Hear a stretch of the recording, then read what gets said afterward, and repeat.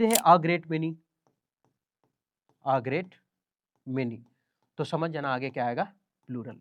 ऐसे याद रखते हैं ना, मेनी के बाद तुरंत प्लूरल, मेनी के बाद तुरंत प्लूरल, मेनी के बाद तुरंत प्लूरल, मेनी के बाद बीच में खाली कुछ नहीं आना चाहिए, आया तो क्या होगा, सिंगुलर। तो हम नया सीरीज लेकर के आए हैं, और ये जो सीरीज है, ये हम यहाँ जो आप देख रहे हैं लिखा हुआ है नीतू मैम। ये जो नीतू मैम का बुक है, नीतू मैम का जो वॉल्यूम 1 है, वॉल्यूम 1 लिखा हुआ है, हाँ, ये नीतू मैम का जो वॉल्यूम 1 बुक है ना, नीतू सिंह का, उसका उस बुक में, उसका नहीं, उनका, इस बुक में जो भी है, जैसे चैप्टर 1 क्या है, वर्ब, तो इस वर्ब का लास्ट में जो हमारा एरर दिया हुआ है, जो भी होगा 30 गो 40 गो, उस एरर से हम पूरा चैप्टर पढ़ेंगे। उस एरर से हम पूरा चैप्टर समझने का कोशिश करेंगे। ये क्या होगा ना कि आपका कम समय में ज़्यादा पूरा बुक रिवीजन हो जाएगा। हम पूरा बुक पढ़ाएँगे। कम समय में पूरा बुक रिवीजन होगा। तो नीतू मैम का वर्ब चैप्टर है, उसमें लास्ट में जो कॉमन एरर दिया है, उस कॉमन एरर का सॉल्यूशन हम करेंगे, और उस कॉमन एरर के सॉल्यूशन से पूरा बुक मतलब वर्ब चैप्टर रिवीजन हो जाएगा। तो अभी जो हम स्टार्ट कर रहे हैं, वो हम वर्ब से स्टार्ट कर रहे हैं, chapter number first, Neetu Singh volume 1। अब क्या करें कि इस वीडियो को 5 से 10 मिनट तक देखें। उसके बाद अगर लगे कि हाँ, वीडियो ठीक है, सीख रहे हैं, अच्छे से समझ में आ रहा है वर्ब, तो आप हमारे साथ कंटिन्यू बने रहें। अगर लगे कि नहीं, इससे बेहतर है कि नीतू सिंह का जो बुक है, उससे हम रट लें, या फिर ये लगे कि नीतू मैम भी पढ़ाई है, तो हम उसको जाकर के देख लें। एकदम आप स्वतंत्र हैं इस बात से, आपको जहाँ अच्छा लगता है, आप वहीं पे देखिए, क्योंकि नौकरी लेना ज़रूरी है, नौकरी लेना ज़रूरी है, और समय आपका कीमती है, तो समय आप वहीं खर्च करें, जहाँ आपको ज़्यादा समझ में आता हो। ठीक है? तो उम्मीद करते हैं कि सेशन ठीक लगेगा। हम ये देखेंगे कि ऑप्शन कौन गलत है, और मतलब कौन गलत है ये तो देखेंगे, और कौन सही है तो क्यों सही है, ये भी देखेंगे। और गलत है तो वर्ब है, तो वर्ब में ही गलती होगा भाई, है कि नहीं? तो हम चलेंगे अभी वर्ब का, हम फिर से बोल रहे हैं कि वर्ब चैप्टर है, उसका लास्ट में जो दिया हुआ है एरर, हम उस एरर को पूरा डील करेंगे, जितना भी एरर है। चाहे 40 गो है तो 2-3 पार्ट में करके बनाएँगे, लंबा नहीं करेंगे, है ना? और पूरा चैप्टर हम रिवीजन करते चलेंगे। तो अभी हम वर्ब से स्टार्ट करते हैं। अगर अच्छा लगेगा, तो आप हमारे साथ कंटिन्यू बने रहिएगा। तो उम्मीद करते हैं ठीक लगेगा, बढ़ते हैं हम आगे। पहला क्वेश्चन होगा नीतू सिंह का जो पीछे है, पहला क्वेश्चन होगा उसमें कि ही वाज़ सो इन्क्विसिटिव, वो बहुत ही उत्सुक था। इन्क्विसिटिव मतलब बहुत सी जिज्ञासा था उसमें, उत्सुक था उसमें। अब थोड़ा-सा हम पढ़ेंगे, अब हम बोले कि ये वर्ब चैप्टर का है, और जब वर्ब चैप्टर का है, तो इसका मतलब ये हुआ कि वर्ब ही छाँटना है। वर्ब में ही गलत होगा, लेकिन हम पूरा बताएँगे कि कैसे गलत है और क्यों नहीं गलत है ये। सबसे पहले यहाँ है ही, और ही जो है वो हमारा है सब्जेक्ट, और सब्जेक्ट कैसा है, तो ये है हमारा सिंगुलर। क्या है? सिंगुलर है। और सब्जेक्ट जब सिंगुलर है, तो हमको वर्ब जो चाहिए, वो भी क्या चाहिए? हमको वर्ब भी चाहिए सिंगुलर। क्या चाहिए? वर्ब सिंगुलर चाहिए। अब जब वर्ब सिंगुलर चाहिए, तो ही सिंगुलर है तो वर्ब सिंगुलर चाहिए। आप ऐसे याद रखें, A for apple, B for ball, C for dog, S for singular. तो जिसके अंत में एस होगा, वो हमारा सब सिंगुलर होगा। जैसे इज़ है सर, तो ये क्या है? सिंगुलर। सर वाज़ क्या होगा? तो ये भी सिंगुलर। सर हैज़ क्या होगा? तो ये भी सिंगुलर। सर आप केवल लिंकिंग वर्ब लिख रहे हैं, मतलब ऑक्सिलरी वर्ब, हेल्पिंग वर्ब लिख रहे हैं, कुछ और लिख कर के बताइए, कोई बात नहीं। ये रन जो है, रन क्या हुआ सर? प्लूरल, क्योंकि आप एस नहीं लगाए इसमें। तो रन्स करेंगे ना सर, तो ये होगा सिंगुलर। कम्स क्या होगा? तो ये होगा सिंगुलर। ऐसा, ठीक है? तो ये हुआ। अब तो समझ में आ गया कि वर्ब सिंगुलर कब होता है, क्योंकि उसमें एस लगता है। जब लास्ट में एस लगेंगे तो हमारा सिंगुलर हुआ। तो ही हमारा क्या है? सिंगुलर। और जब ही सिंगुलर है, तो वाज भी क्या होना चाहिए? सिंगुलर होना चाहिए। तो ये सही लिखी है। नीतू मैम जो बुक बनाए, हाँ, ठीक है। हम नहीं बोल रहे हैं, वो नीतू मैम के सामने हम कहाँ कुछ है, ना गुण धोवन वो नहीं। तो ही वाज सो इंक्विसिटिव, वो इतना जिज्ञासु था। सो मतलब क्या? इतना। वो इतना जिज्ञासु था कि अब पहला में तो कोई गलती हमको नहीं मिला।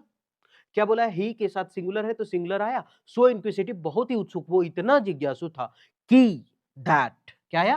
कि दैट। अब थोड़ा-सा मिटा रहे हैं यहाँ। अब यहाँ पे सेंटेंस है किसका? पास्ट का, क्योंकि वाज लिखा हुआ तो पास्ट ही तो है। और जब पास्ट है, तो सवाल उठाया कि ही रोज मेनी क्वेश्चंस, वो उठाया, बहुत सारे सवाल को पूछा। अब दैट है तो ये रोज है, और रोज क्या है? वर्ब का दूसरा फॉर्म। ऐसा होता है? ठीक।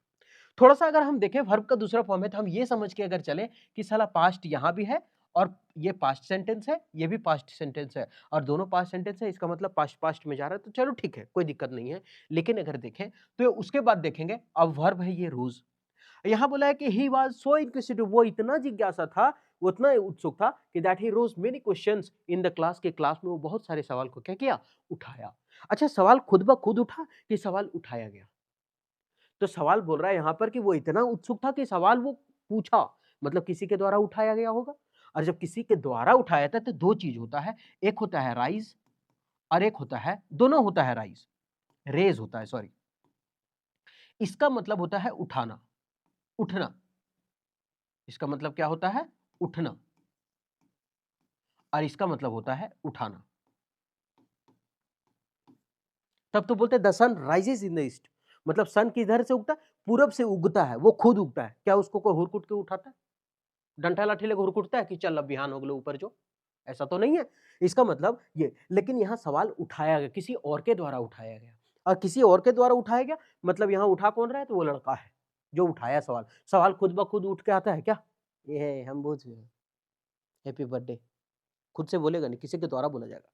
तो इसका मतलब समझ में आ गया कि ये उठना और ये उठाना है, और यहाँ लड़का के द्वारा सवाल उठाया गया तो गलत हो गया। क्यों? क्योंकि राइज, रोज, राइजन, और ये होता है रेज, रेज्ड, रेज्ड, सब लिखा हुआ मिलेगा आपको, कोई चिंता करने का जरूरत नहीं है।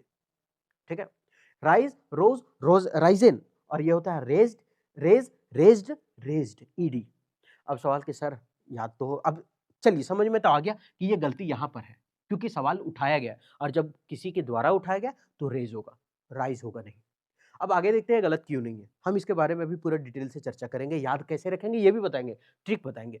ये क्या लिखा हुआ है, मेनी, और इस मेनी के बाद हम जानते हैं कि मेनी के बाद जो भी नाउन आता है वो नाउन हमारा कैसा होता है, प्लूरल फॉर्म में होता है। लेकिन मेनी के बाद अगर यही चीज अगर सिंगुलर आ गया, मेनी के बाद अगर ए आ गया, ए, तो समझ जाना आगे आएगा सिंगुलर। अगर यही रहे आ ग्रेट मेनी, आ ग्रेट मेनी, तो समझ जाना आगे क्या आएगा, प्लूरल। ऐसे याद रखते हैं ना, मेनी के बाद तुरंत प्लूरल, मेनी के बाद तुरंत प्लूरल, मेनी के बाद तुरंत प्लूरल, मेनी के बाद बीच में खाली कुछ नहीं आना चाहिए, आया तो क्या होगा, सिंगुलर। तो मेनी क्वेश्चंस, यहाँ प्लूरल लिखा हुआ मतलब ये सही है। कहां पर, तो इन द क्लास, उस क्लास में, तो ये भी क्या है, सही है। द हमारा डिटर्मिनर है, और डिटर्मिनर के बाद एक वर्ड आया है, और एक वर्ड है तो ये हमारा क्या है, नाउन है। ठीक, तो अब समझ में आ रहा होगा कि हम क्या बताना चाह रहे हैं। तो ये, अब तो ये हो गया कि हाँ ये सही था सर, ये भी सही था, ये भी सही था। अब रोज में बताया हमको याद नहीं होगा, याद रखने का हम तरीका बता देते हैं। आप इसको नोट्स करना चाहते हैं, हम पूरा रिवीजन करवाएंगे पूरा चैप्टर। एक हम क्या बोले थे, रोज। अच्छा, आगे तो लिखा होगा ना सब कुछ, लिखने का जरूरत नहीं। हाँ, रोज के जगह रेज्ड होगा, बताते हैं कैसे। ये एक है राइज, राइज का मतलब उगना या उठना, और ये रोज वर्ब टू हुआ, राइजन वर्ब का तीसरा फॉर्म हुआ। उसी तरह से रेज, उठाना, किसी के द्वारा सवाल उठाया गया था, रेज्ड, रेज्ड। अब इसको याद कैसे करेंगे, तो सबसे पहले हम ट्रिक से याद करेंगे। यहाँ क्या लिखा है, राइज क्या अक्षर है, 4 गो, मतलब हल्का है। और ये इसमें क्या अक्षर है, 5 को। ये समझ लेते हैं, इसको समझ लेते हैं कि ये 4 kg का है, और इसको समझ लेते हैं कि 5 kg का है। ठीक, अब हमको कोई उठाने के लिए बोला बोरा, कि 4 kg ला बोरा उठा, तो हम खुद ब खुद उठा लेंगे। हम एक तरीका बता रहे हैं याद रखने का। ठीक है, तो इसका मतलब इसको उठाने के लिए आदमी बुलाना पड़ेगा। क्यों? क्योंकि 5 किलो का है। तो जो ज्यादा बड़ा है वो खुद ब खुद नहीं उठेगा, किसी के द्वारा उठाया जाएगा। ऐसे समझ लेते हैं, खूब आंधी तूफान चला, और आंधी तूफान ऐसे ही समझ में अच्छा से याद हो, आंधी तूफान खूब चला, और जब आंधी तूफान चला तो वो जो प्लास्टिक 4 किलो था वो रेज हो गया, उड़ गया, अपने आप उड़ा भाई। और जो 5 किलो था वो उड़ा नहीं, उसको उठा करके उड़ा है। क्यों? क्योंकि 5 किलो था, भारी था। तो जो ज्यादा भारी है इसका मतलब आदमी लगेगा उसमें, और जो कम भारी है उसमें आदमी की जरूरत ही नहीं है, वो खुद ब खुद उठेगा। तो ये कम भारी है तो खुद ब खुद उड़ जाएगा, और ये ज्यादा भारी है तो इसको उठाना पड़ेगा किसी के द्वारा। अब तो याद हो गया होगा। तो इसका वर्ब दूसरा होता है रोज और राइजन, और उसका होता है रेज्ड, रेज्ड, है ना, जिसका वर्ब 2 और वर्ब 3 दोनों सेम होता है ना, रेज्ड, रेज्ड, तो इसको कहते हैं रेगुलर वर्ब। ठीक, आगे बढ़े। अब पहले से समझ में आ रहा होगा कि हाँ रिवीजन हो रहा है मस्त से। अब हम उसका हिंदी भी लिख दिए हैं कि वो इतना जिज्ञासु था कि उसे क्लास में कई सवाल पूछे या कई सवाल उठाए। ये पहला था, वर्ब का पहला क्वेश्चन, जिससे कितना ग्रामर सीखे। आगे बढ़ते हैं। He was born to poor parents, वो गरीब परिवार में जन्मा, बट लेकिन ब्राउट ऑफ, अच्छा ये ब्राउट ऑफ जो है ना, ब्रिंग अप का वर्ब का दूसरा फॉर्म है। ब्रिंग अप का मतलब होता है लालन पालन होना। Bring up in an affluent family, मतलब उसका जो पालन पोषण हुआ है वो एक रईस फैमिली में हुआ है, ऐसा है। ठीक? अब थोड़ा-सा देखें, हम बोले सब्जेक्ट अगर सिंगुलर तो वर्ब हमारा सिंगुलर, तो ये सब्जेक्ट हमारा क्या है? सिंगुलर, तो ये वर्ब क्या हो गया? सिंगुलर। ये सही है सर, आप अभी बताए ना, वही वाला है, सही है।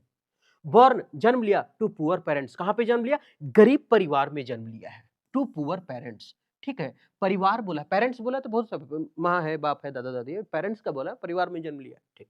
अब ये बॉर्न के बारे में समझते हैं। He was born to poor parents, वो गरीब परिवार में जन्म हुआ लेकिन पालन-पोषण उसका अमीर फैमिली में हुआ।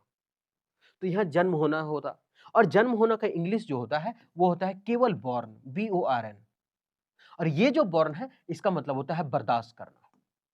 इसका मतलब क्या होता है? बर्दाश्त करना। हम ट्रिक बताएँगे याद रखने का, आप टेंशन नहीं लीजिए इसका। एकदम टेंशन नहीं लीजिए कि याद कैसे होगा, हम सब ट्रिक बताएँगे। ये बॉर्न मतलब होता है जन्म, जन्म लिया। हम खाली जन्म लिख दें, आधा ना होगा। हम खाली जन्म अभी लिख देते हैं ताकर के याद रहे कि बॉर्न मतलब जन्म। हम बताएँगे पास्ट है तो जन्म लिया होगा और ये बॉर्न का मतलब बर्दाश्त किया होगा, लेकिन हम केवल बर्दाश्त लिख रहे हैं। ठीक है? ऐसा। अब ये हो गया, अब आगे बताते हैं गलत क्यों नहीं है, बाकी हम डिटेल बताएँगे कि याद कैसे रखना है। तो he was born to poor parents, वो गरीब परिवार में जन्म लिया, पहला में कोई दिक्कत नहीं था, जो भी दिक्कत था ये बॉर्न में था, हम कर दिए इसको, पहला गलत था। But bringing up an influence family, लेकिन उसका जो है अफ्लुएंट फैमिली मतलब एक रईस यानी अमीर परिवार में उसका लालन-पालन हुआ। अब थोड़ा-सा यहाँ बट देखें ना, तो बट जो है वो थोड़ा-सा लड़ाई करने वाला आदमी है कि एक तरफ पॉजिटिव रही तो दूसरा तरफ नेगेटिव होना चाहिए, अगर पहला नेगेटिव है तो दूसरा पॉजिटिव होना चाहिए। ऐसा है। तभी वो 2 सेंटेंस को जोड़ेगा। क्या बोला? कि वो जन्मा गरीब परिवार में है, लेकिन पालन-पोषण अमीर परिवार में हुआ। अब नेगेटिव सेंटेंस है कि नहीं? जन्मा गरीब में और पालन-पोषण कहाँ हुआ? अमीर परिवार में। इसका मतलब क्या हुआ? इसका मतलब 2 नेगेटिव सेंटेंस को जोड़ रहा है। साला गरीब ही हो, लेकिन पैसा वाला घ खानदान में चले गए। जब हिंदी भी बोलते हैं ना, तो बट जो रहता है ना, वो नेगेटिव पॉजिटिव को ही जोड़ता है। पैसा माँगने के लिए गए थे यार, लेकिन नहीं मिला। पॉजिटिव बात यही है कि साला पैसा माँगने गए थे। नेगेटिव बात है, साला मिला नहीं। तो बट क्या करता है? एक नेगेटिव, दूसरा पॉजिटिव। अब हिंदी में भी बोल के देखिए, बाप को कल हम देखे थे भौजी के साथ, लेकिन पकड़ नहीं पाए। 2 चीज़, पॉजिटिव बात कि साला देखे थे, नेगेटिव बात साला पकड़े नहीं पाए, है ना? तो इसका मतलब क्या? बट नेगेटिव, पॉजिटिव हुआ। एंड क्या करता है? दोनों साइड बराबर करता है। प्लस तो प्लस, माइनस तो माइनस, कंपैरेटिव तो कंपैरेटिव, प्लूरल तो प्लूरल, सिंगुलर तो सिंगुलर। लेकिन बट नेगेटिव पॉजिटिव या तो पॉजिटिव नेगेटिव। तो बट यहाँ बोल रहा है नेगेटिव है कि बॉर्न तो गरीब परिवार में, लेकिन पालन-पोषण कहाँ? अमीर परिवार में। तो बट ब्राउट अप, अब ये ब्राउट क्या है? तो ये जो वाज़ है वो हमारा पास्ट टेंस में है और ये जब पास्ट टेंस में है तो ब्राउट भी हमारा क्या है? पास्ट टेंस में है, मतलब ये सही है, कोई दिक्कत नहीं है। बट नेगेटिव पॉजिटिव बट भी सही है हमारा, बट भी सही है, ब्राउट अप भी सही है। आगे देख रहे हैं इन, कहाँ पर? तो फैमिली में का बात किया और में मतलब इन, एन इन्फ्लुएंट, एन अफ्लुएंट। एक होता है ए और एक होता है एन। अगर साउंड क से लेकर के अगर आज्ञा तक आ जाए तो उसमें ए का प्रयोग करेंगे। अगर साउंड अंग आ से लेकर के आह तक आ जाए तो उसमें प्रयोग करेंगे एन का। तो यहां देखें तो एफ्लुएंट होता है, एफ्लुएंट ऐसे लिखेंगे या तो फिर अफ्लुएंट ऐसे लिखेंगे, जो आपको अच्छा लगता है। तो अफ्लुएंट ऐसे लिखेंगे तो ये आ है, ए है, जो भी है वो हम ये आ वाला माता है, इसलिए यहाँ एन है, तो ये भी हमारा क्या है? सही है। अब ये हमारा क्या है? डिटर्मिनर। तो अफ्लुएंट फैमिली, ये अफ्लुएंट जो है अमीर, वो हमारा एडजेक्टिव है। अभी थोड़ा-सा समझा दें, वो मिटाते हैं, हम पूरा ट्रिक बताएँगे याद रखने का, कैसे याद रखेंगे। यहाँ पर जो एन है, हम बोले थे कि ए हो या एन हो और एक आया था द, जिसके बाद हम नाउन बताए थे कि उसके बाद एक वर्ड होता है ना, तो नाउन होता है। तो आप तो सोचे कि साला अरे! आप तो पहला वर्ड में बताया कि सर कि यहाँ जो लिखा हुआ है कहाँ गया? ये द क्लास, ये नाउन था, एक ही वर्ड था इसलिए नाउन था। यहाँ तो 2 वर्ड है, अफ्लुएंट फैमिली। तो कोई बात नहीं, यहाँ 2 वर्ड है ना, तो पहला वाला 1 वर्ड होता तो हम नाउन कह दिए, 2 वर्ड होता ना, तो पहला वाला होता एडजेक्टिव और दूसरा वाला होता हमारा नाउन। अगर 3 वर्ड होता तो पहला वाला होता हमारा एडवर्ब, दूसरा वाला होता हमारा एडजेक्टिव और तीसरा वाला होता हमारा नाउन। ठीक है? नाउन तो समझे, एडजेक्टिव क्या होता है ना, जो कैसा-कैसी का जवाब दे देता है, वो हमारा एडजेक्टिव होता है। जैसे राम गरीब लड़का है, कैसा लड़का है? गरीब लड़का है, कैसा का जवाब कौन दिया? गरीब। वे लड़के अंधे हैं, कैसे लड़के हैं वो लोग? अंधे हैं, तो कैसा का जवाब कौन दे रहा है? अंधा, तो ब्लाइंड हो गया हमारा एडजेक्टिव। जैसे वो बहुत अमीर है, कैसा है? अमीर है, अमीर क्या हो गया? एडजेक्टिव। तो जो कैसा कैसे का जवाब दिया एडजेक्टिव के रूप में आ रहा है। और एडवर्ब आप 90% याद रखें कि एडवर्ब एलवाई एंडिंग वर्ड जो होता है 90% एडवर्ब होता है। ठीक, तो यहां ये हो गया हमारा एडजेक्टिव जो कि सही है, और ये हो गया हमारा नाउन, क्योंकि कैसा फैमिली में जन्म लिया, तो एफ्लुएंट फैमिली यानी रईस फैमिली में। कैसा? Rice family. तो ये तो सही हो गया ना, फिर गलत तो है नहीं, तो गलत हो गया। अब सवाल सर आप वादा किए थे याद करा के जाएंगे, याद कराते। बॉर्न की जगह बॉर्न होगा। बियर मतलब पैदा करना, और बोर बॉर्न, और यह है बियर मतलब सहन करना, बर्दाश्त करना, बोर बोर्न। ये वर्ब टू और वर्ब थ्री दोनों, वर्ब टू जो है बोर बियर का, वो दोनों सेम है। एक बियर मतलब पैदा करना और एक बियर मतलब सहन करना, उस सेंटेंस के हिसाब से देखेंगे क्या है। लेकिन जब वर्ब चेंज होता है, वर्ब दूसरा वर्ब तीसरा, वर्ब दूसरा भी सेम होता है, बस वर्ब तीसरा में हमको थोड़ा सा पहचानने में दिक्कत होता है। अब एक बात बताइए कि इसका मतलब है बर्दाश्त करना, सहन करना। इसका मतलब क्या हुआ? बर्दाश्त करना या सहन करना, और इसका मतलब होता है पैदा करना। ये फिर वही कहानी चलेंगे हम वजन के हिसाब से, ये कितना केजी का है? 4 केजी का, और ये कितना केजी का है? 5 केजी का। अब बताइए अगर भार दे दिया जाए उठा करके 4 केजी और 5 केजी, तो सबसे ज्यादा सहन किसमें करना पड़ेगा? सबसे ज्यादा भार बर्दाश्त किसको करना पड़ेगा? जो 5 केजी का है। जो ज्यादा भार है उस पर बर्दाश्त करना पड़ेगा आदमी को, उसको बर्दाश्त करना पड़ेगा। और जब उसको बर्दाश्त करना पड़ेगा, जो ज्यादा भार है उसको बर्दाश्त करना पड़ेगा। मतलब इसमें 4 एग है, इसको बर्दाश्त नहीं करना है, जो ज्यादा है उसको बर्दाश्त करेंगे। तो ये बॉर्न मतलब बर्दाश्त करना। तो इसका मतलब जो ज्यादा है बर्दाश्त करेंगे, तो बॉर्न मतलब बर्दाश्त करना, और ये बॉर्न का मतलब पैदा करना। अब तो याद हो गया होगा। उसका जन्म गरीब माता पिता के घर में हुआ, लेकिन पालन पोषण एक संपन्न परिवार, एक अमीर फैमिली में हुआ है। ठीक है, आगे बढ़े। The university was found in 1950 when India was not self independent in many aspects. Aspect मतलब पहलू हो गया, बहुत सारे चीज हो गया। The university was found. अब हम अगर चाहते तो यूनिवर्सिटी है ना, यू है, तो इसका मतलब आ आना चाहिए था। आ यूनिवर्सिटी कर सकते थे क्या? आ यूनिवर्सिटी कर सकते थे? नहीं, क्योंकि आगे पढ़ने के बाद पता चला है कि जो 1950 में जो स्थापित हुआ था उसका बात किए हैं। जो 1950 में स्थापित हुआ था यूनिवर्सिटी, उसका बात है। खाली ऐसे ही छुछे यूनिवर्सिटी था, यूनिवर्सिटी बहुत अच्छा होता है तब आ लगाते, है ना? लेकिन यहां बोला है कि वही यूनिवर्सिटी जो 1950 में स्थापित हुआ था, इसका मतलब द हमारा सही है। और द यूनिवर्सिटी यूनिवर्सिटीज नहीं है, बहुत सारा नहीं है, एक का बात क्या है, और एक का बात क्या कौन? जो 1950 में स्थापित हुआ था, इसलिए द सही हो गया। और जब एक है, सिंगुलर है, तो ये हमारा वर्ब ये क्या हो गया? सिंगुलर है, तो पहला मेरा क्या है? सही है। फाउंड स्थापित हुआ था कब? 1950 में। इसका मतलब ये वाज है, और वाज के बाद वर्ब का यहाँ तीसरा फॉर्म होगा, किसी के द्वारा स्थापित किया गया, तो सेंटेंस पेसिव में, क्योंकि सब्जेक्ट यहाँ काम नहीं कर रहा है। सब्जेक्ट कौन है? यूनिवर्सिटी। तो ये यूनिवर्सिटी खुद स्थापित होता है, जो हम हो गए थचक, हम स्थापित हो गए, ऐसा तो नहीं होता है। किसी के द्वारा स्थापित किया जाता है, और जब किसी के द्वारा स्थापित किया जाता है तो उसमें सब्जेक्ट काम नहीं करता। इसका मतलब ये आपको याद होगा कि बी है ना, बी एक बी फोर होता है बाप, और बाप का 7 गो बेटा होता है। एक होता है इज, एक होता है एम, एक होता है आर, एक होता है वाज, एक होता है वर, एक होता है बीइंग, और एक होता है बीइंग।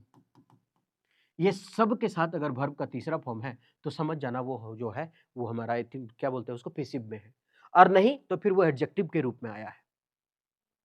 तो ये हमारा पैसिव में क्यों? तो वाज फाउंड स्थापित किया गया है 1950 में, तो इन सभी के साथ वर्ब का तीसरा लगाना है। ठीक, अब थोड़ा सा अगर हम बढ़े, तो ये तो लिख लीजिएगा आप लोग, ये फाउंड जो है यहां तो सही था, लेकिन इस फाउंड के जगह हमको करना पड़ेगा फाउंडेड। क्यों? हम बता रहे हैं क्यों। क्योंकि फाउंड का मतलब होता है पाना या फिर पाया, पास्ट का है तो पाया, अब पाया नहीं है तो स्थापित करने का मीनिंग होगा। तो एक होता है फाउंडेड, जिसका मतलब होता है, ये फाउंड मतलब होता है पाना, ये वर्ब का तीसरा फॉर्म, और एक होता है फाउंडेड, ये भी वर्ब का तीसरा फॉर्म। इसका मतलब होता है पाया, और इसका मतलब होता है स्थापित किया, स्थापित किया। ठीक, थोड़ा सा देखें, तो 1950 में स्थापित किया। वे अब तो समझ में आ गया कि ये गलत था, आगे क्यों नहीं गलत है। When India was not self independent, तो वाज है, पास्ट था, सेंटेंस स्टार्ट हुआ था, वो सही था, तो ये भी सही होना चाहिए, वाज है। ठीक, क्योंकि इंडिया तो सिंगुलर ही देंगे ना, तो India was not self independent मतलब इंडिया आत्मनिर्भर उस टाइम नहीं था, इन मेनी एस्पेक्ट्स, बहुत सारे पहलुओं में। हम बोले मेनी के बाद प्लूरल आता है, तो प्लूरल है लिखा हुआ, तो मतलब ये सही है, तो गलत ये था। सवाल सर ये याद कैसे रखें? आप याद रखें, कोई भी चीज, ये फाउंड मतलब पाना और ये फाउंडेड मतलब स्थापित करना, दोनों में सबसे आसान काम कौन है? दोनों में सबसे आसान काम कौन सा है? तो ये वाला।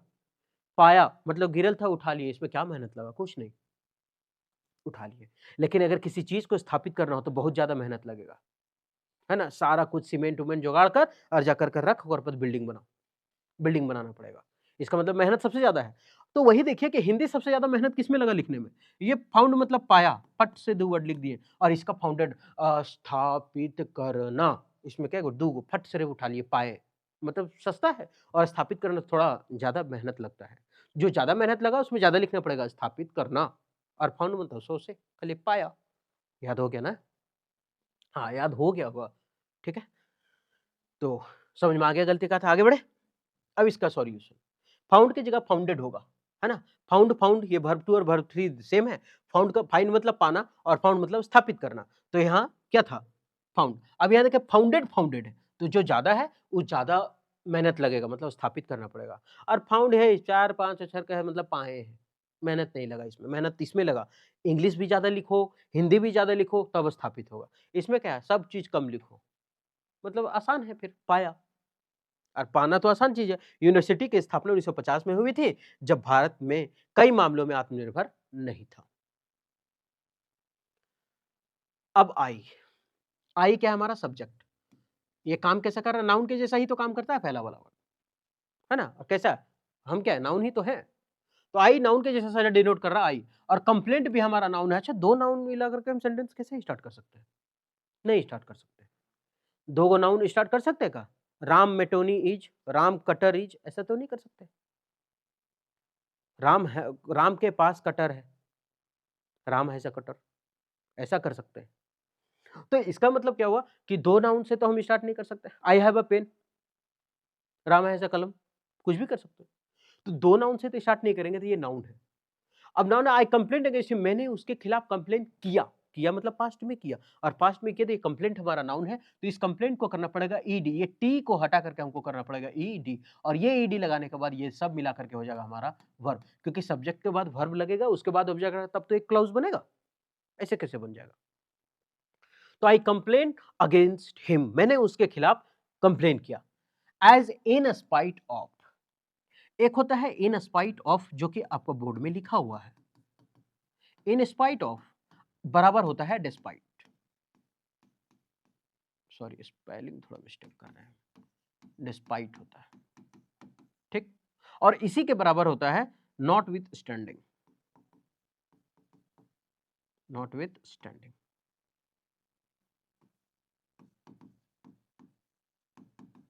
ये तीनों का मतलब होता है के बावजूद, के बावजूद। तो इन स्पाइट ऑफ बराबर डिस्पाइट, मतलब एरर में क्या करता है ना, डिस्पाइट के साथ ऑफ लगा के दे देगा, यही गलती करता है। लेकिन यहाँ सही लिखा हुआ है एज इन स्पाइट ऑफ, के बावजूद, माई रिस्पेक्टेड वार्निंग्स, मेरे सॉरी मेरी रिपीटेड वार्निंग्स के बावजूद वो का क्या फेल हो गया, he fail to mend his way, अपने रास्ते सुधारने में क्या हो गया, असफल रहा। तो वो तो सही लिखा हुआ था, इन स्पाइट ऑफ बराबर डिस्पाइट होता है, ये तो बता दिए। नॉट विथ स्टैंडिंग स्पेलिंग थोड़ा सा नॉट विथ स्टैंडिंग हम बोल देते हैं NOTWITHSTANDING। बहुत सारा रिपीटेड वार्निंग देने के बाद भी वो क्या हुआ, उसके खिलाफ वो कंप्लेन किया, और he fail to mend his way, और वो क्या हुआ, अपना रास्ता सुधारने में क्या रहा, असफल रहा। ही फेल्ड वर्ब टू हो गया, क्योंकि ये पास्ट हम पहले बता चुके हैं। टू जो है हमारा इन्फिनिटिव होता है, इन्फिनिटिव के बाद आता है वर्ब का पहला फॉर्म। तो यहाँ लिखा है टू मेंड वर्ब का पहला फॉर्म हिज वे, अपने रास्ते को, हिज है हमारा पॉजिटिव एडजेक्टिव, और वे हो गया नाउन, क्योंकि पॉजिटिव एडजेक्टिव के बाद क्या लगता है, नाउन आता है, इसलिए नाउन है, प्रोनाउन रहता तब नहीं। ठीक है, तो ये समझ में आया। थोड़ा सा सॉल्यूशन देखते हैं। कंप्लेंट की जगह कंप्लेंड होगा, क्यों? क्योंकि कंप्लेंट मतलब शिकायत और कंप्लेंट मतलब शिकायत करना, तो इसका होगा कंप्लेंट और कंप्लेंट। ये कंप्लेंट मतलब हो गया शिकायत। अब याद कैसे रखेंगे, थोड़ा सा देखें। अगर हम कंप्लेंट पढ़े तो इसमें एक्स्ट्रा क्या है, टी, एक्स्ट्रा क्या है इसमें, टी, भाप निकल रहा है। कंप्लेन और कंप्लेन, अगर यहां देखें कंप्लेन, यहां भी देखें कंप्लेन, इसमें एक्स्ट्रा क्या है, टी, टी मतलब टी, ये टी चाय। अब टी है मतलब नाउन ही तो है, टी है मतलब चाय, और चाय क्या है, नाउन है, इसमें कुछ नहीं है तो ये वर्ब है, और इसमें टी एक्स्ट्रा आया कंप्लेंट, और कंप्लेन कंप्लेन इसमें आया टी, और टी हमारा क्या होगा, टी मतलब चाय, और चाय नाउन ही तो है। तो अरे यार टी आ गया रे, तो अरे टी तो क्या है, टी चाय है ना, चाय तो नाउन ही है। ट्रिक में जा रहा है। तो ये हो गया नाउन और ये हो गया हमारा वर्ब। तो इसका कंप्लेंट और कंप्लेंट। मैंने उसके खिलाफ शिकायत की क्योंकि मेरे बार-बार चेतावनी के बावजूद भी वो अपना व्यवहार नहीं सुधार रहा था। Failure must not have permanent effect. Failure जो है जरूरी नहीं है कि वो हमेशा के लिए प्रभाव डाले, जरूरी नहीं है। वन पर्सन, एक आदमी पर कभी भी फेल्योर जो है वो हमेशा के लिए प्रभाव नहीं रखता है, because only the tough survives. और इसमें केवल जीवित कौन रह सकता है, जो मजबूत व्यक्ति रहता है वही सर्वाइव कर सकता है। तो अब यहां हम देखते हैं क्या बोल रहा है क्वेश्चन, कि failure must not have permanent effect. ये परमानेंट इफेक्ट नहीं। अब थोड़ा सा हम देखें तो ये फेल्योर मस्ट नॉट हैव, ठीक है, फेल्योर का बाद क्या, असफल लोग, मस्ट नॉट हैव। अब मस्ट के बाद क्या चाहिए, मस्ट है हमारा मॉडल, और मॉडल के बाद क्या होना चाहिए, वर्ब का पहला फॉर्म। तो मॉडल के बाद वर्ब का पहला फॉर्म है, सही है, कोई दिक्कत नहीं, आगे बढ़ो। Failure must not have permanent affect, permanent affect. अब ये जो परमानेंट कैसा है, कैसा अफेक्ट है, परमानेंट। परमानेंट है का मतलब स्थायी रूप से। तो वो जो फेल्योर है वो परमानेंट नहीं होता। कैसा नहीं होता, परमानेंट नहीं होता। कैसा नहीं होता, परमानेंट नहीं होता। अरे यार, कैसा कैसी का जवाब देने वाला गुरुजी कह रहे थे एडजेक्टिव है। राम गरीब लड़का, कैसा है, गरीब है। तो कैसा है लड़का, गरीब लड़का, कैसा का जवाब गरीब दे रहा है, ये तो एडजेक्टिव है। तो कैसा है, परमानेंट नहीं है। कैसा, परमानेंट। तो परमानेंट तो एडजेक्टिव होना चाहिए। हाँ, एडजेक्टिव है। और अभी हम बताए थे कि ये जो एडजेक्टिव है उसके बाद नाउन आता है और एक होता है एडवर्ब। 3 वर्ड रहे तो यही होता है ना। तो एडजेक्टिव को क्वालिफाई कौन करता है, नाउन। नाउन को क्वालिफाई कौन करता है, एडजेक्टिव, सॉरी। नाउन को क्वालिफाई एडजेक्टिव करता है। यहाँ तो एडजेक्टिव लिखा है, और जब एडजेक्टिव है तो आगे आने वाला तो नाउन होना चाहिए भाई। और जब नाउन होना चाहिए तो ये तो वर्ब है। इसका मतलब तो गलत हो गया, क्योंकि एडजेक्टिव नाउन, एडजेक्टिव के बाद नाउन आना चाहिए। एडजेक्टिव के बाद नाउन आना चाहिए, है ही नहीं। तो इसका मतलब हमको नाउन देना पड़ेगा, और जब नाउन देना पड़ेगा तो यहाँ होगा अफेक्ट की जगह हमको करना पड़ेगा इफेक्ट। केवल ए की जगह क्या करना पड़ेगा, ई। ऐसा करना पड़ेगा, इसको ए को हटाना पड़ेगा। ऑन अ पर्सन, एक व्यक्ति पर, because only the tough survive, केवल कौन सर्वाइव कर सकता है, मजबूत लोग। अब थोड़ा सा समझ में सर, अफेक्ट मतलब और इफेक्ट मतलब थोड़ा याद भी करा दीजिए। कोई बात नहीं है, आगे बढ़े, याद करा देंगे अभी। अफेक्ट की जगह इफेक्ट होगा, क्योंकि परमानेंट एडजेक्टिव के रूप में आया है, और एडजेक्टिव के बाद क्या लगता है, नाउन आता है। अफेक्ट मतलब होता है असर करना, प्रभाव डालना, और इफेक्ट मतलब परिणाम, बदलाव। तो यहाँ क्वेश्चन में क्या कह रहा था कि वो परमानेंट इफेक्ट नहीं है, ये परमानेंट बदलाव या परमानेंट चेंजेस नहीं है, ठीक। तो यहाँ अगर देखें, याद रखेंगे, ये इफेक्ट हमारा नाउन है और ये इफेक्ट हमारा वर्ब है। असर करना, और वो परिणाम या फिर बदलाव लाना। असफलता के किसी व्यक्ति पर, असफलता का किसी भी व्यक्ति पर अस्थायी प्रभाव नहीं होना चाहिए, क्योंकि केवल मजबूत व्यक्ति ही जीवित रह पाते हैं जब समस्या आता है। अब थोड़ा सा अगर देखें, सर याद रखे से, याद रखने का जरूरत नहीं है। ये वाला नाउन है, क्या है, ये वाला नाउन है। कौन सी गली भोजी, ये वाला नाउन है। भाभी एक बार और, ये वाला नाउन है। भोजी एक बार और, ये वाला नाउन है। ठीक, ये वाला, ये वर्ब है। आपको नहीं पता देवर जी, ये वर्ब है। ये वाला वर्ब है दीदी, ला बताना है, ये वर्ब है। भोजी एक बार और, ये वर्ब है। अच्छा, ई वाला नाउन है। अरे ई वाला नाउन है, ई वाला नाउन है, और ये वर्ब है। ए वाला क्या है, वर्ब है। ए वाला वर्ब है, ई वाला नाउन है। हो गया याद। अब ऐसे, और नहीं समझते तो ऐसे, ए क्या लिखा है, ए लिखा है ऐसे, ए ऐसे लिखा है। अब इसी को पलटेंगे तभी ना ऐसे होगा। तो ये अफेक्ट वर्ब हो गया, ऐसे भी याद रख लेंगे, ठीक है। याद तो हो ही गया, आगे बढ़ते हैं। आई कीप माई कूल, बहुत शांत रहते हैं। And never loss my temper, और कभी अपने दिमाग को खोते नहीं है। इवन व्हेन प्रोवोक्ड, जब भी यहाँ तक कि जब हमको कोई उकसाता है फिर भी हम अपना टेम्पर नहीं खोते, हम हमेशा शांत रहते हैं, ठीक है। I keep my cool, I keep my cool, I keep my cool, हम एकदम शांत रहते हैं, कोई दिक्कत नहीं है। And never lose my temper, and never lose. अच्छा, ये लूज है, एक होता है लॉस, एक होता है लूज, एक होता है लॉस। ये लॉस का मतलब होता है हारना, या फिर और क्या बोलेंगे, हारना को घाटा बोल सकते हैं।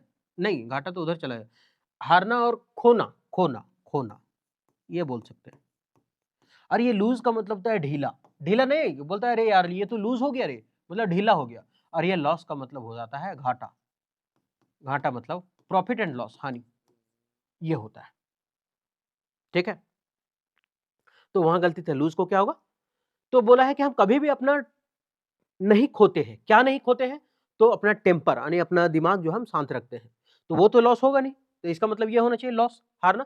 तो लूज की जगह क्या होगा, लॉस। सर याद कैसे रखेंगे, आप तो बोले थे हम याद रखने का तरीका बताएंगे, कोई बात नहीं। लूज की जगह लॉस होगा। ये लूज का मतलब ढीला, लॉस मतलब खोना, हारना, और लॉस का मतलब होता है हानि या घाटा। याद कैसे रखेंगे, जैसे सबसे पहला प्रॉफिट एंड लॉस में चलेंगे, इसका मतलब लाभ और हानि।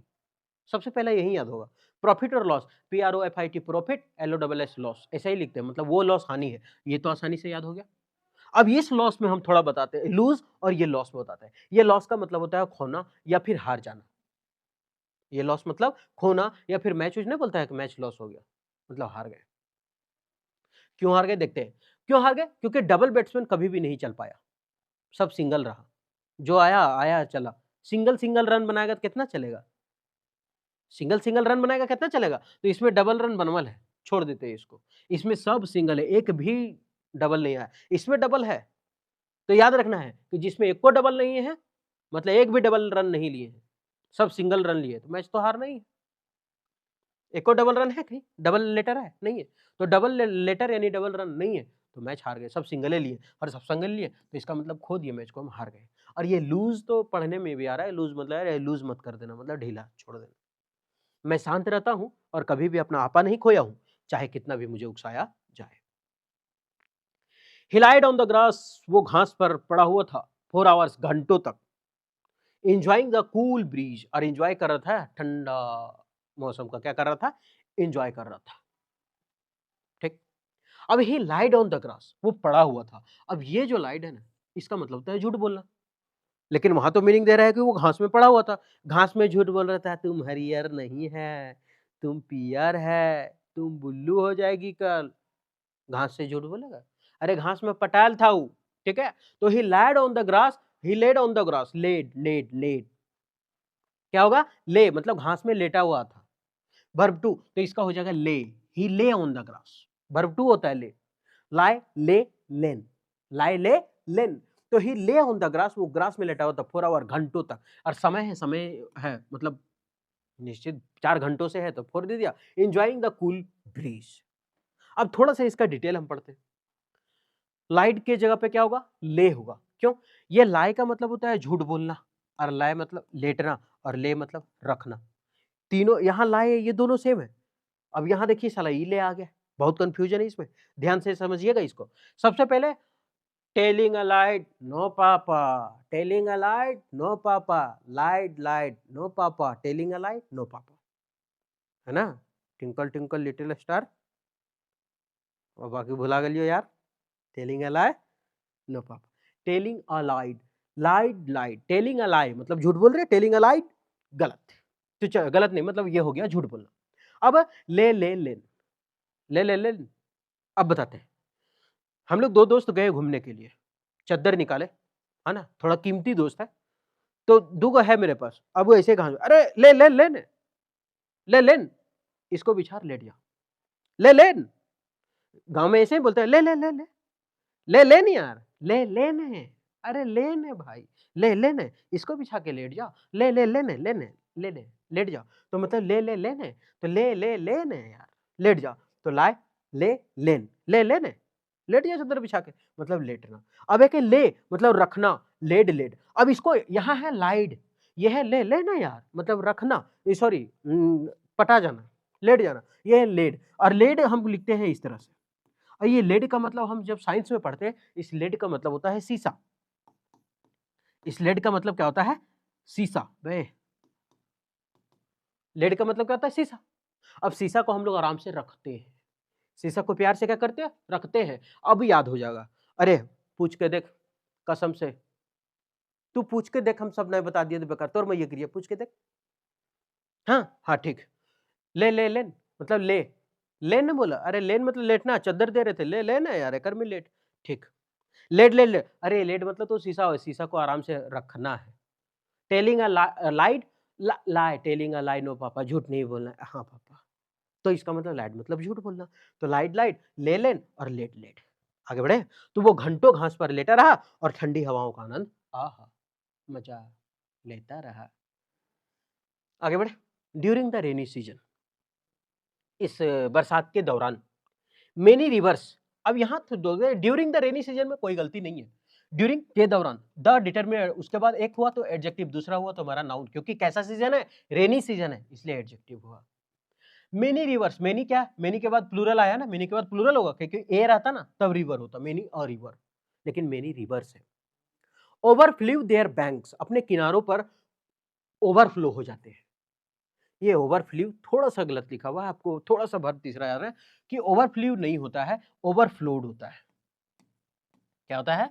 ओवरफ्लोड। ये स्पेलिंग थोड़ा सा हम लिख देते हैं, WED है, ठीक है? WED, थोड़ा सा छछारल जैसा लिखा जाता है ना? आदत नहीं है ना? तो flood their banks and caused great difficulty, और बहुत सारी समस्याओं को उत्पन्न करते हैं। हम क्या बोले? इस फ्लू को करना क्या है? फ्लूड, FLOWED, ठीक है? आगे लिखा हुआ है, टेंशन नहीं लेना। During the rainy season many reverse, बहुत सारे, मेनी के बाद प्लूरल है, वो सही है, पहला हमारा सही था, दूसरा यहां तक सही हुआ, लेकिन ओवरफ्लो गलत हुआ। देयर बैंक्स, देयर किसके लिए है? तो प्लूरल है। प्लूरल किसके लिए ये देयर? तो देयर रिवर्स के लिए है, नदियों के लिए, कि वो अपने किनारों पर उठ जाती है और बहुत सारे कारणों को पैदा करती है। अब यहाँ एंड काउज्ड है, मतलब बहुत सारे कारणों को पैदा करती है, जब उड़ जाती है तो ओवरफ्लोड यहाँ पास्ट था, हम क्या बोले? एंड दोनों साइड बराबर करके रखेगा, तो एंड के बाद हमको पास्ट है, तो एंड के बाद भी हमको पास्ट यानी ईडी लगाना होगा। देखें आगे, यहाँ क्या है? ओवरफ्लो को करना पड़ेगा, ओवरफ्लो है, ओवरफ्लोड, क्या लिखे? ओवरफ्लोड। फिर से बता रहे, अरे हम लिखे देते हैं, FLOWED, FLOWED। तो ये ओवरफ्लोड, ओवरफ्लोड होता है, ओवरफ्लो नहीं होता है, ठीक है? तो बरसात के मौसम में नदियां अपने किनारों से ऊपर उठ जाती है और बहुत परेशानी पैदा करती है। ही ले हिज लगेज, वो अपने लगेज को रखा, और रखना का हम क्या बोले थे? ले लेन। ये था क्या? लेटना, ले लेन चादर, ये लेन, लेट जा, तो ये तो लेटना हो गया। और यहां बोला है कि लगेज को रखा, और रखने के लिए हम लोग शीशा लाए थे रखने के लिए, और शीशा को आराम से रख रहे थे, मतलब तो लेड होना चाहिए यार, क्योंकि शीशा लेड, लेड लेड, तो इसका मतलब ही लेड हिज लगेज होना चाहिए, ये तो गलत हो गया, है ना? ऐसे याद रखेगा, बैगेज लगेज कभी भी प्लूरल नहीं बनाते उसको, ठीक है? लगेज हो बैगेज हो, तो यहाँ इस ले को क्या करेंगे? लेड करेंगे। क्या करेंगे? Laid, he laid his luggage aside and lay down, मतलब और वो लेट गया। हाँ, अब ये सही है कि वो अपने लगेज को किनारे रखा और ले डाउन मतलब लेट गया, to rest for a while, थोड़ी सी आराम के लिए। अब ये ले सही है क्योंकि ले मतलब बोला है लेटना, कि किनारे पर बैग रखा और वो लेट गया। ले के जगह लेड होगा, ठीक? ले मतलब रखना का वर्ब टू लेड होता है। तो डिटेल, अच्छा इसका डिटेल तो हम बोले क्वेश्चन नंबर 7 में है, देख लीजिएगा। उसने अपनी लगेज साइड में रखा और कुछ देर के लिए लेट गया। आगे, when calamity fail the village, when calamity fail the village, जब आपदा है वो आया, और आना का इंग्लिश फेल नहीं होता, फेल मतलब गिरना होता है, यहाँ होगा बी फेल। क्या होगा? Befell. When calamity befell the village, जब आपदा उस विलेज में आया, दे फेस्ड, तो वो लोग सामना किए, इट ब्रेवली, बहादुरी से। कैसे सामना किए? बहादुरी से। तो वो फेल का होगा बिफेल, थोड़ा सा इसको याद रखना होगा कि फेल की जगह बिफेल होगा, क्योंकि बिफॉल मतलब, वहां तो बिफॉल मतलब होता है किसी घटना का होना, और बिफेल मतलब हुआ, तो बिफेल बिफेल दोनों वर्ब टू वर्ब सेम होता है। जब गांव में आपदा आई तो वो सभी साहस से सामना किए। अब उम्मीद करते हैं कि ये 10 क्वेश्चन से आप बहुत सारा ग्रामर सीखे होंगे। ये 10 से नहीं पता, कम से कम रूल अगर देखें तो 70 से भी ज़्यादा, या फिर उससे थोड़ा-सा कम, ऐसा नहीं कि साला फेंक दल का, है ना? इतना सीखे होंगे। ये बोल रहे हैं नीतू मैम का वर्ब चैप्टर का लास्ट में जो एरर दिया हुआ है, उसका बनाया गया है, और इससे हम पूरा बुक रिवीजन करते चलेंगे, उससे वर्ब से पूरा वर्ब रिवीजन होगा, ठीक है? एमटीएस पढ़ेंगे, सीजीएल पढ़ेंगे, सीएचएसएल का मेंस भी देंगे, जितना सारा एग्जाम होगा, इंग्लिश पूछेगा, सबको टारगेट लेंगे। और रेगुलर चलेगा सीरीज। उम्मीद करते हैं सेशन ठीक लगा होगा। अगर ठीक लगा होगा तो आप हमारे साथ कंटिन्यू बने रहें। फिर मिलते हैं नेक्स्ट वीडियो में।